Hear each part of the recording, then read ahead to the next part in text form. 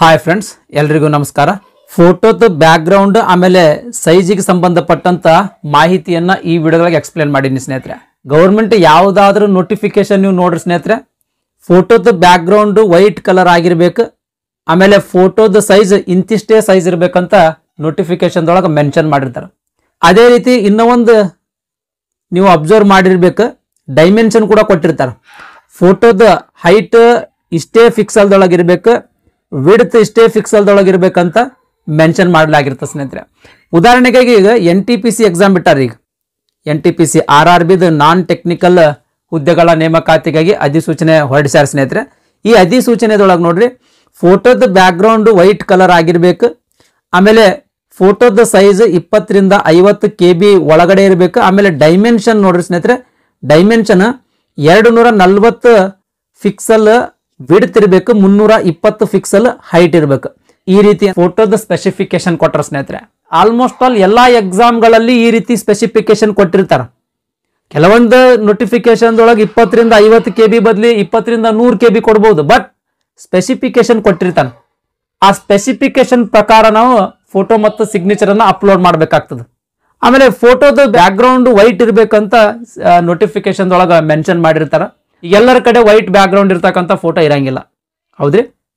ಅದಕ್ಕಾಗಿ ಫೋಟೋದ ಬ್ಯಾಕ್ಗ್ರೌಂಡ್ ಯಾವ ರೀತಿ ಚೇಂಜ್ ಮಾಡಬೇಕು, ಆಮೇಲೆ ಫೋಟೋದ ಸೈಜ್ ಯಾವ ರೀತಿ ರಿಸೈಜ್ ಮಾಡ್ಕೊಳ್ಬೇಕು, ಆಮೇಲೆ ಫೋಟೋದ ಡೈಮೆನ್ಷನ್ ಯಾವ ರೀತಿ ಸೆಟ್ ಮಾಡ್ಕೊಳ್ಬೇಕಂತ ಅನ್ನೋದಕ್ಕೆ ಸಂಬಂಧಿಸಿದಂಗ ಸಂಪೂರ್ಣವಾದಂತ ಮಾಹಿತಿ ಈ ವಿಡಿಯೋ ಒಳಗೆ ಎಕ್ಸ್ಪ್ಲೇನ್ ಮಾಡೀನಿ ಸ್ನೇಹಿತರೆ. ಹಾಗಾಗಿ ವಿಡಿಯೋ ಸ್ಕಿಪ್ ಮಾಡಾರ್ದಂಗ ಕೊನೆ ತನಕ ನೋಡ್ರಿ. ನಿಮ್ದು ಮೊಬೈಲ್ ನಲ್ಲಿ ಗ್ಯಾಲರಿ ಓಪನ್ ಮಾಡ್ಕೊಳ್ರಿ. ಗ್ಯಾಲರಿ ಓಪನ್ ಮಾಡ್ಕೊಂಡು ಯಾವ್ದು ಫೋಲ್ಡರ್ ಒಳಗೆ ನಿಮ್ದು ಫೋಟೋ ಇಟ್ರಿ ಆ ಫೋಲ್ಡರ್ ಅನ್ನ ಓಪನ್ ಮಾಡ್ಕೊಳ್ರಿ. ನಂದು ಗ್ಯಾಲರಿ ಒಳಗೆ ಮೈ ಡಾಕ್ಯುಮೆಂಟ್ಸ್ ಅಂತ ಫೋಲ್ಡರ್ ಮಾಡೀನಿ ಸ್ನೇಹಿತರೆ. ಫೋಲ್ಡರ್ ಮಾಡಿ ಎಲ್ಲಾ ಫೈಲ್ಗಳ ಇದರಲ್ಲಿ ಸೇವ್ ಮಾಡೀನಿ. ಅದೇ ರೀತಿ ಫೋಟೋ ಕೂಡ ಇಲ್ಲಿ ಸೇವ್ ಮಾಡಿದ್ದೀನಿ. ಫೋಟೋ ಓಪನ್ ಮಾಡಿದ್ರ ಫೋಟೋದ ಬ್ಯಾಕ್ಗ್ರೌಂಡ್ ನೋಡ್ರಿ, ಸ್ಕೈ ಬ್ಲೂ ಐತ್ರಿ. ಯಾವ್ದೈತ್ರಿ? ಸ್ಕೈ ಬ್ಲೂ ಕಲರ್ ಐತಿ. ಓಕೆ ರೀ. ಇದೇ ರೀತಿ ನಿಮ್ದು ಫೋಟೋ ಓಪನ್ ಮಾಡಿದ್ರು ಕೂಡ ಅಲ್ಲಿ ಬ್ಯಾಕ್ಗ್ರೌಂಡ್ ಬೇರೆನೇ ಇರ್ತದ. ರೆಡ್ ಕಲರ್ ಆಗಿರ್ಬೋದು, ಬ್ಲಾಕ್ ಕಲರ್, ಬೇರೆ ಯಾವ್ದಾವ್ದೋ ಕಲರ್ ಇರ್ತದ. ಅದೇ ರೀತಿ ಸೈಜ್ ನೋಡಿದ್ರೆ ಸೈಜ್ ಕೂಡ ಅಲ್ಲಿ ಹೆಚ್ಚಿಗೆ ಇರ್ತದ. ಈ ನೋಟಿಫಿಕೇಶನ್ ದಾಗ ಏನ್ ಹೇಳಿರ್ತಾರ ಅದ್ರ ಸೈಜ್ ಪ್ರಕಾರ ಇರಂಗಿಲ್ಲ. ಅದನ್ನ ಸೆಟ್ ಮಾಡೋದು ಹೆಂಗ ಅಂತ ಹೇಳಿ ಕಂಪ್ಲೀಟ್ ಆಗಿ ನೋಡೋಣ ಸ್ನೇಹಿತರೆ. ಮೊದಲಿಗೆ ನಾವು ಬ್ಯಾಕ್ಗ್ರೌಂಡ್ ಕಲರ್ ಚೇಂಜ್ ಮಾಡೋದು ನೋಡೋಣ ಸ್ನೇಹಿತರೆ. ನಿಮ್ದು ಮೊಬೈಲ್ನಾಗ ಗೂಗಲ್ ಕ್ರೋಮ್ ಬ್ರೌಸರ್ ಓಪನ್ ಮಾಡ್ಕೊಳ್ರಿ. ಸರ್ಚ್ ನೊಳಗ ರಿಮೂವ್ BG ಅಂತ ಟೈಪ್ ಮಾಡಿ ಸರ್ಚ್ ಕೊಡ್ರಿ. ರಿಮೂವ್ ಬ್ಯಾಕ್ಗ್ರೌಂಡ್ ಅಂತ ಲಿಂಕ್ ಎಲ್ಲಿ ಕಾಣ್ತದ ಆ ಒಂದು ಲಿಂಕ್ ಮೇಲೆ ಕ್ಲಿಕ್ ಮಾಡ್ರಿ. ಈ ರೀತಿ ಪೇಜ್ ಓಪನ್ ಆಗ್ತದ. ಅಪ್ಲೋಡ್ ಇಮೇಜ್ ಮೇಲೆ ಕ್ಲಿಕ್ ಮಾಡ್ರಿ. ಅಪ್ಲೋಡ್ ಇಮೇಜ್ ಮೇಲೆ ಕ್ಲಿಕ್ ಮಾಡಿದ ತಕ್ಷಣ ಈ ರೀತಿ ಪೇಜ್ ಓಪನ್ ಆಗ್ತದ. 3 ಡಾಟ್ ಮೇಲೆ ಕ್ಲಿಕ್ ಮಾಡ್ರಿ. ನೆಕ್ಸ್ಟ್ ಬ್ರೌಸ್ ಮೇಲೆ ಕ್ಲಿಕ್ ಮಾಡ್ರಿ. 3 ರೇಖಾದ ಮೇಲೆ ಕ್ಲಿಕ್ ಮಾಡ್ರಿ. ಇಲ್ಲಿ ಗ್ಯಾಲರಿ ಮೇಲೆ ಕ್ಲಿಕ್ ಮಾಡ್ರಿ. ಗ್ಯಾಲರಿ ಮೇಲೆ ಕ್ಲಿಕ್ ಮಾಡಿದ ತಕ್ಷಣ ಗ್ಯಾಲರಿಯಲ್ಲಿ ಇರ್ತಕ್ಕಂಥ ಎಲ್ಲಾ ಫೋಲ್ಡರ್ ನಿಮಗೆ ಕಾಣ್ತಾವ. ನೀವು ಯಾವ್ದು ಫೋಲ್ಡರ್ ಒಳಗೆ ನಿಮ್ದು ಫೋಟೋ ಸೇವ್ ಮಾಡಿಟ್ಟಿರಲ್ಲ ಆ ಫೋಲ್ಡರ್ ನ ಓಪನ್ ಮಾಡ್ಕೊಳ್ರಿ. ಫೋಲ್ಡರ್ ಓಪನ್ ಮಾಡಿದ ಮೇಲೆ ಆ ಫೋಲ್ಡರ್ ಒಳಗೆ ಇರ್ತಕ್ಕಂಥ ಫೋಟೋದ ಮೇಲೆ ಕ್ಲಿಕ್ ಮಾಡ್ರಿ. ಫೋಟೋದ ಮೇಲೆ ಕ್ಲಿಕ್ ಮಾಡಿದ ತಕ್ಷಣ ಈ ಸೈಟ್ ಒಳಗೆ ಏನಾಯ್ತು, ನಿಮ್ದು ಫೋಟೋ ಇಂಪೋರ್ಟ್ ಆಯ್ತು. ಫೋಟೋದ ಬ್ಯಾಕ್ಗ್ರೌಂಡ್ ರಿಮೂವ್ ಆಯ್ತು ಸ್ನೇಹಿತರೆ. ನೆಕ್ಸ್ಟ್ ಬ್ಯಾಕ್ಗ್ರೌಂಡ್ ಮೇಲೆ ಕ್ಲಿಕ್ ಮಾಡ್ರಿ. ಕಲರ್ ಮೇಲೆ ಕ್ಲಿಕ್ ಮಾಡ್ರಿ. ಬ್ಯಾಕ್ಗ್ರೌಂಡ್ ಕಲರ್, ಈ ಫೋಟೋದ ಬ್ಯಾಕ್ಗ್ರೌಂಡ್ ಕಲರ್ ಯಾವ್ದು ಬೇಕು ನೋಡ್ರಿ ಸ್ನೇಹಿತರೆ. ಇಲ್ಲಿ ಹಲವಾರು ಕಲರ್ಸ್ ಗಳದಾವ. ಯಾವ್ದು ಕಲರ್ ಬೇಕು ಆ ಕಲರ್ ಅನ್ನ ನೀವು ಸೆಲೆಕ್ಟ್ ಮಾಡ್ಕೊಳ್ಬಹುದು. ಬಟ್ ಎಲ್ಲಾ ಎಕ್ಸಾಮ್ ಗಳಿಗೆ ವೈಟ್ ಬ್ಯಾಕ್ಗ್ರೌಂಡ್ ಇರ್ತಕ್ಕಂಥ ಫೋಟೋನೇ ಅಪ್ಲೋಡ್ ಮಾಡೋದಿರ್ತದೆ. ಹಾಗಾಗಿ ನಾನು ಏನ್ ಮಾಡ್ತೀನಿ, ಇಲ್ಲಿ ವೈಟ್ ಅಂತ ಸೆಲೆಕ್ಟ್ ಮಾಡ್ತೀನಿ. ನಿಮಗೆ ವೈಟ್ ಬ್ಯಾಕ್ಗ್ರೌಂಡ್ ಫೋಟೋ ಬೇಕಾಗಿತ್ತಂದ್ರೆ ವೈಟ್ ಅನ್ನ ಇಲ್ಲಿ ಸೆಲೆಕ್ಟ್ ಮಾಡ್ಕೊಡ್ರಿ. ನೆಕ್ಸ್ಟ್ ಡನ್ ಮೇಲೆ ಕ್ಲಿಕ್ ಮಾಡ್ರಿ. ನೆಕ್ಸ್ಟ್ ಡೌನ್ಲೋಡ್ ಮೇಲೆ ಕ್ಲಿಕ್ ಮಾಡ್ರಿ. ಫೋಟೋ ಏನೈತಿ ಸ್ನೇಹಿತರೆ, ಡೌನ್ಲೋಡ್ ಆಯ್ತು. ಈ ಬ್ರೌಸರ್ ಏನಂದ್ರೆ ಕ್ಲೋಸ್ ಮಾಡ್ರಿ. ಕ್ಲೋಸ್ ಮಾಡಿ ನಿಮ್ದು ಮೊಬೈಲ್ದೊಳಗೆ ಗ್ಯಾಲರಿ ಓಪನ್ ಮಾಡ್ರಿ. ಗ್ಯಾಲರಿ ಓಪನ್ ಮಾಡಿ ರೀಸೆಂಟ್ ಅಂತ ಒಂದು ಫೋಲ್ಡರ್ ಕ್ರಿಯೇಟ್ ಆಗಿರ್ತದೆ. ಆಲ್ಮೋಸ್ಟ್ ಆಲ್ ಎಲ್ಲಾರ್ದು ಗ್ಯಾಲರಿ ಒಳಗೆ ರೀಸೆಂಟ್ ಅಂತ ಒಂದು ಫೋಲ್ಡರ್ ಇರ್ತದ. ಆ ರೀಸೆಂಟ್ ಫೋಲ್ಡರ್ ಓಪನ್ ಮಾಡ್ರಿ.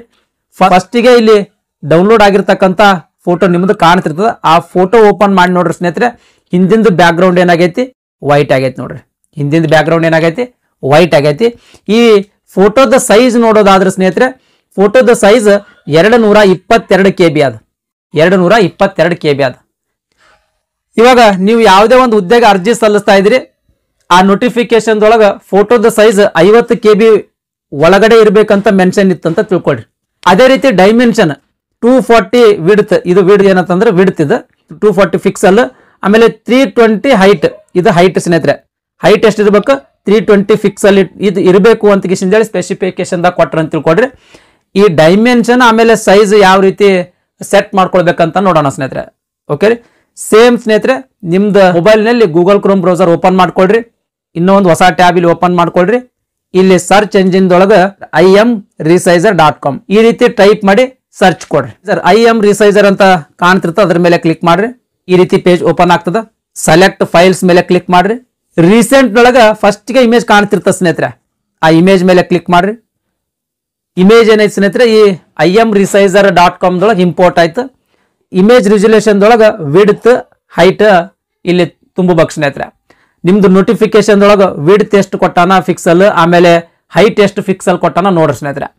ಉದಾಹರಣೆಗಾಗಿ ವಿಡ್ತ್ 240 ಕೊಟ್ಟಿದ್ದೀನಿ ಅಂತ ತಿಳ್ಕೊಡ್ರಿ, 240 ಅಂತ ಇಲ್ಲಿ ಟೈಪ್ ಮಾಡ್ಕೊಡ್ರಿ. ಹೈಟ್ 320 ಕೊಟ್ಟಿದ್ದೀನಿ ಅಂತ ತಿಳ್ಕೊಡ್ರಿ, ಹೈಟ್ 320 ಅಂತ ಮಾಡ್ರಿ. ವಿಡ್ತ್ 240 ಆಯ್ತು, ಹೈಟ್ 320 ಫಿಕ್ಸಲ್ನಾಗ ಸೆಟ್ ಆಯ್ತದ. ಇಲ್ಲಿ ಇಂಚ್ ಅಂತ ಅದ ನೋಡಿ ಸ್ನೇಹಿತರೆ, ಇಂಚ್ ಅಂತ ಬೇಕಾಗಿಲ್ಲ ನಮಗೇನು ಬೇಕು, ಇಲ್ಲಿ ಇಂಚ್ ಇರ್ತಕ್ಕಂಥದ್ದು ಫಿಕ್ಸಲ್ ಅಂತ ಬರ್ಬೇಕು. ಈ ಯೂನಿಟ್ ಮೇಲೆ ಕ್ಲಿಕ್ ಮಾಡಿ. ಯೂನಿಟ್ ಮೇಲೆ ಕ್ಲಿಕ್ ಮಾಡಿದ ತಕ್ಷಣ ಇಲ್ಲಿ ಮತ್ತೆ 4 ಆಪ್ಷನ್ ಕಾಣ್ತಾವ. ಕೊನೆಗೆ ಐತ್ ನೋಡಿ ಸ್ನೇಹಿತರೆ PX ಅಂತ, ಅದ್ರ ಮೇಲೆ ಕ್ಲಿಕ್ ಮಾಡ್ರಿ.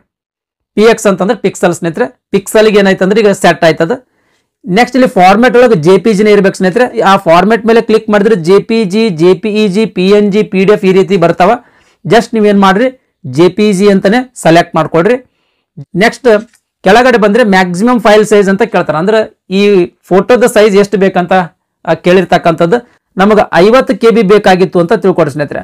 ನಾವೇನ್ ಮಾಡಮ್ಮ, ಒಂದು 5 KB ಯಾವಾಗಲೂ ಕಡಿಮೆನೇ ಇಲ್ಲಿ ಟೈಪ್ ಮಾಡ್ಕೊಡ್ರಿ. ನಾನೇನ್ ಮಾಡ್ತೀನಿ 45 ಅಂತ ಟೈಪ್ ಮಾಡ್ಕೊಳ್ತೀನಿ.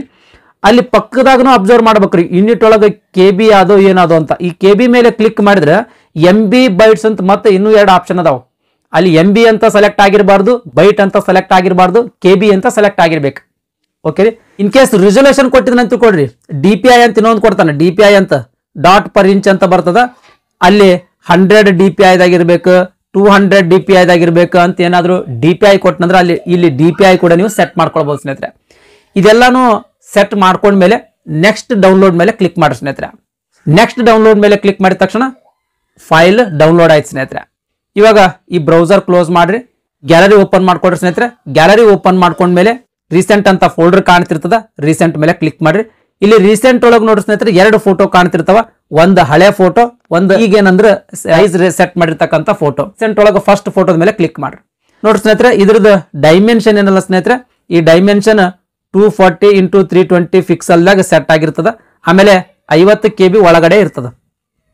ಇದು ಕನ್ಫರ್ಮ್ ಮಾಡ್ಕೊಳ್ಬೇಕಲ್ರಿ. ಕನ್ಫರ್ಮ್ ಮಾಡ್ಕೊಳ್ಳೋದಕ್ಕೋಸ್ಕರ ಐ ಆಪ್ಷನ್ ಮೇಲೆ ಕ್ಲಿಕ್ ಮಾಡ್ರಿ. ಐ ಆಪ್ಷನ್ ಮೇಲೆ ಕ್ಲಿಕ್ ಮಾಡಿದ್ರೆ ಸೈಜ್ ನೋಡ್ರಿ ಸ್ನೇಹಿತರೆ 42.53 KB ಅದ. ಆಮೇಲೆ ಅದ್ರ ಪಕ್ಕದಾಗೆ ಒಂದ್ ಸ್ವಲ್ಪ ಅಬ್ಸರ್ವ್ ಮಾಡಿ ನೋಡಿದ್ರೆ ನೀವು 240 × 320 ಅಂತ ಕಾಣ್ತಿರ್ತದೆ ನೋಡಿ ಸ್ನೇಹಿತರೆ. ಇದು ಡೈಮೆನ್ಷನ್ ಫಿಕ್ಸಲ್ ಇದು. ಓಕೆ ರೀ.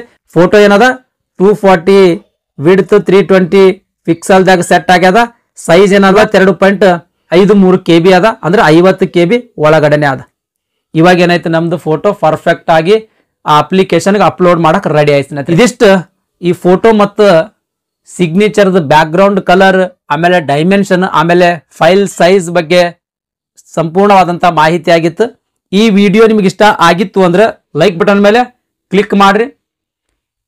ಅದೇ ರೀತಿ ನಿಮ್ಮ ಫ್ರೆಂಡ್ಸ್ರಿಗೂ ಕೂಡ ಶೇರ್ ಮಾಡಿ ವಿನಂತಿಸಿಕೊಳ್ತಾ ಇವತ್ತಿನ ವಿಡಿಯೋವನ್ನ ಮುಗಿಸ್ತಾ ಇದ್ದೀನಿ. ಧನ್ಯವಾದಗಳು.